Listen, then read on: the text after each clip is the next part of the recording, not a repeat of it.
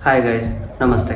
पुराने ज़माने में जब भी किसी भी बच्चे का जन्म होता था, क्योंकि पहले तो नॉर्मल डिलीवरी होती थी और आजकल जो होती है ऑपरेशन के थ्रू ही होती है। तो पहले के ज़माना में जब भी कोई भी बच्चा जन्म लेता था तो उस टाइम पे जो भी घर के बड़े बुज़ुर्ग होते थे वो उस कंडीशंस में बच्चे की टाइम, डेट ऑफ बर्थ और प्लेस ज़रूर नोट किया करते थे।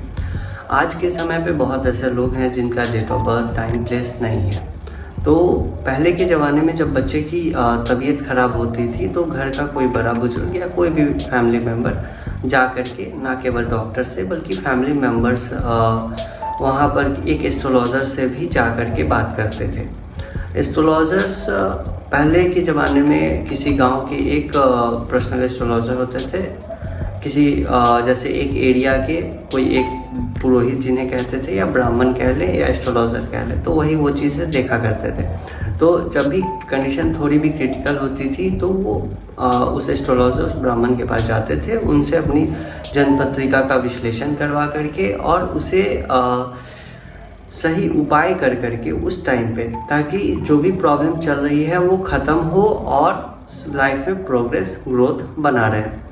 बट आज के समय में बहुत ऐसे लोग हैं जिनकी डेट ऑफ बर्थ और भी बहुत कुछ, जैसे डेट ऑफ बर्थ हो गई, टाइम हो गई, प्लेस हो गई, ये सारी चीज़ नोट डाउन नहीं है।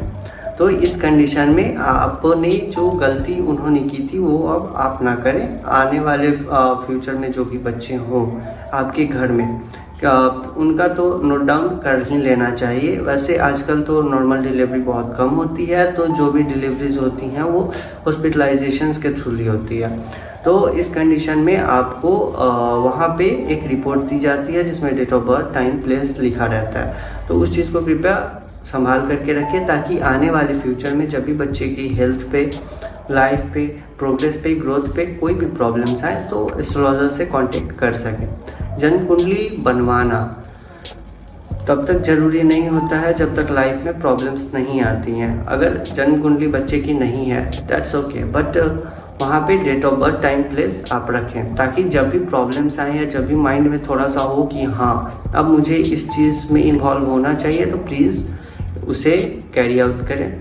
और ये ध्यान रखिए कि हाँ, जब आप एक एस्ट्रोलॉजर से मीटअप करते हैं तो उनके दी हुई उपाय का ज़रूर विश्लेषण करें, उपाय करें, ताकि फ्यूचर में सारी चीज़ें अच्छी हों।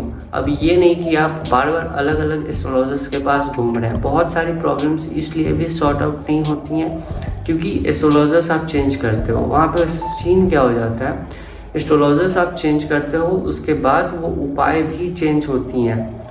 एस्ट्रोलॉजी ना केवल उनकी मैथमेटिक्स पे, उनकी प्रिडिक्शंस पे डिपेंड करती है, बल्कि एस्ट्रोलॉजी के दिए हुए उपाय इस चीज़ पे भी डिपेंड करती है कि सामने वाले का स्पिरिचुअल ग्रोथ क्या है, सामने वाले ने अपनी लाइफ में अच्छे कर्म कितने किए हैं, सामने वाले ने अपनी लाइफ में स्पिरिचुअल के थ्रू कितना ग्रोथ किया है। ओके, तो बार बार एस्ट्रोलॉजर मत बदलो, आप किसी एक एस्ट्रोलॉजर्स पे रहो और उन्हीं से आप प्रिडिक्शन लो, गाइडेंस लो, फैमिली के बारे में जानो, ताकि वो जो उपाय दे उसे करके सॉर्ट आउट करो। अगर वो उपाय काम नहीं कर रही है फिर भी आप एस्ट्रोलॉजर से चेंज मत करो, आप उनसे जा कर के बात करो कि भाई आपने उपाय दी थी, ये चीज़ें काम नहीं की हैं।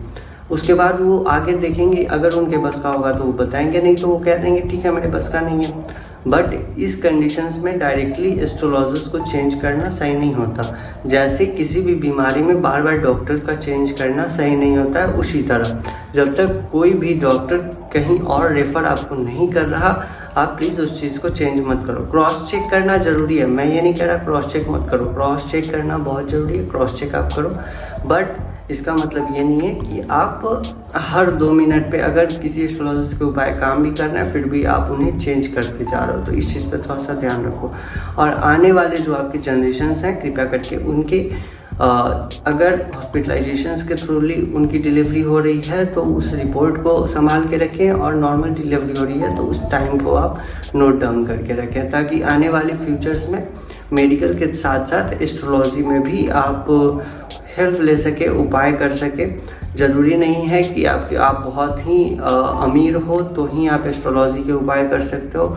देखो सीन ये है कि अगर जैसे मेडिकल साइंस में आप अमीर गरीब डजेंट मैटर, हर टाइप की मेडिसिन होती हैं, हर टाइप की ट्रीटमेंट अवेलेबल होते हैं।